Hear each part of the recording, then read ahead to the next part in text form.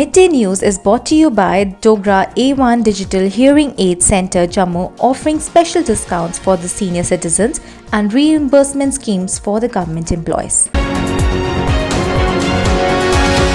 Jammu and Kashmir's civil service regulation rules were amended on Thursday to allow the administration to retire government employees at any time after the completion of 22 years of service or attaining the age of 48 years.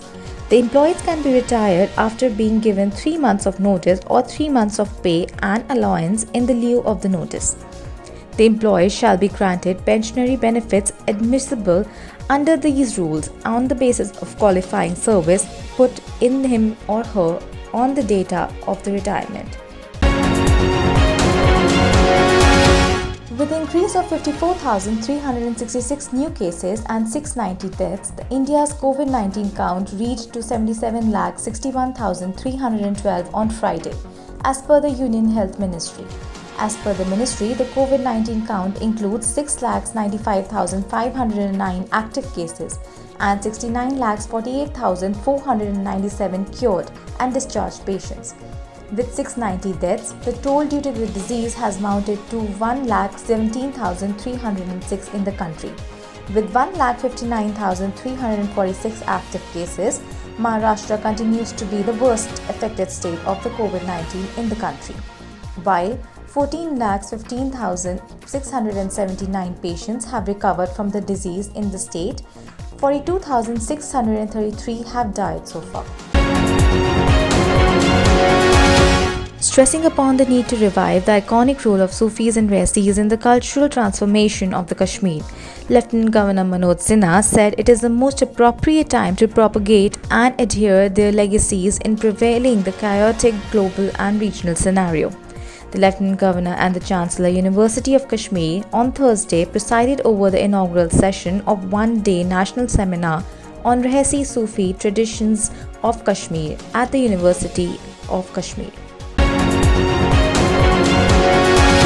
International Ministerial Meet of Anti-Corruption Working Group Union Minister Dr. Jitendra Singh on Thursday reiterated India's resolve against the corruption and said that India under Prime Minister Narendra Modi is committed to the policy of zero tolerance against corruption and unaccounted money. In pursuance of this, he said, a range of initiatives have been taken by the Modi government over the last 6 years. That also gives me an opportunity to reiterate once again India's commitment and India's resolve against corruption, and to reiterate that India under Prime Minister Modi is committed to eradicate corruption. The People's Democratic Party on Thursday said illegal and unconstitutional disempowerment was perpetrated on the people of Jammu and Kashmir on August 5 last year when the centre abrogated Article 370, asserting that the changes were unaccepted and would be fought against the unition. The announcement was made after a meeting of a senior leader of the party chaired by the PDP president Mehbooba Mufti, the first such meeting after her release from over 14 months long detention.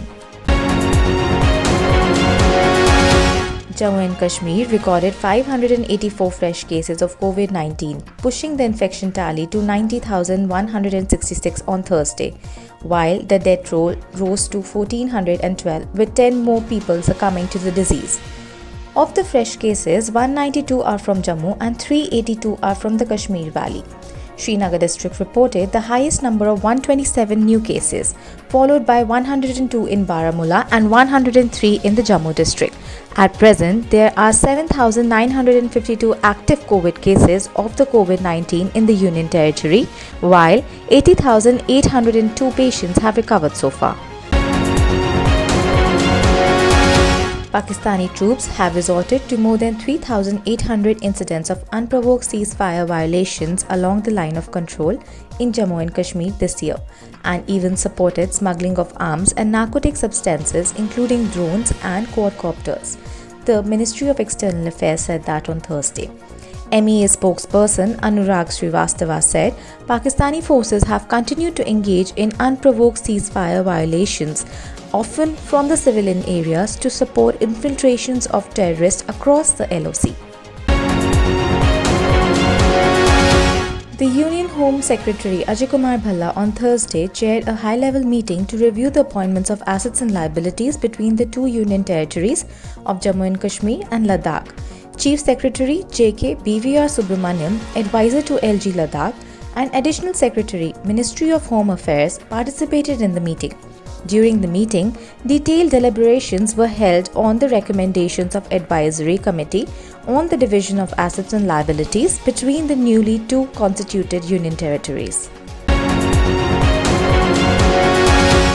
The Jammu and Kashmir administration has evacuated about 6.73 lakhs residents of the Union Territory till date, who were stranded in the other parts of the country due to the successive COVID-19 lockdown, amidst the strict observance of all necessary guidelines.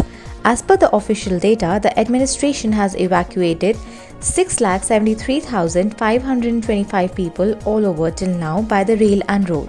The data showed that it has received 155 special trains at the Jammu and Udhampur railway station from the different states and the union territories, with 1,40,292 passengers, while 5,33,233 people, including 937 from abroad, that have been evacuated by the road by the government through the Lakhanpur interstate border terminal so far.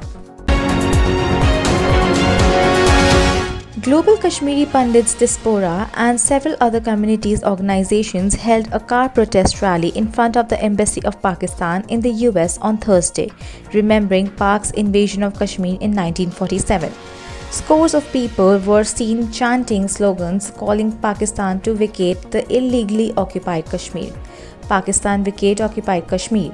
Kashmir is an integral part of India. One of the posters read, Kashmir! Pakistan vacate! Kashmir! Pakistan vacate! Kashmir! Pakistan vacate! Kashmir! Pakistan vacate! Kashmir! Pakistan vacate! Kashmir!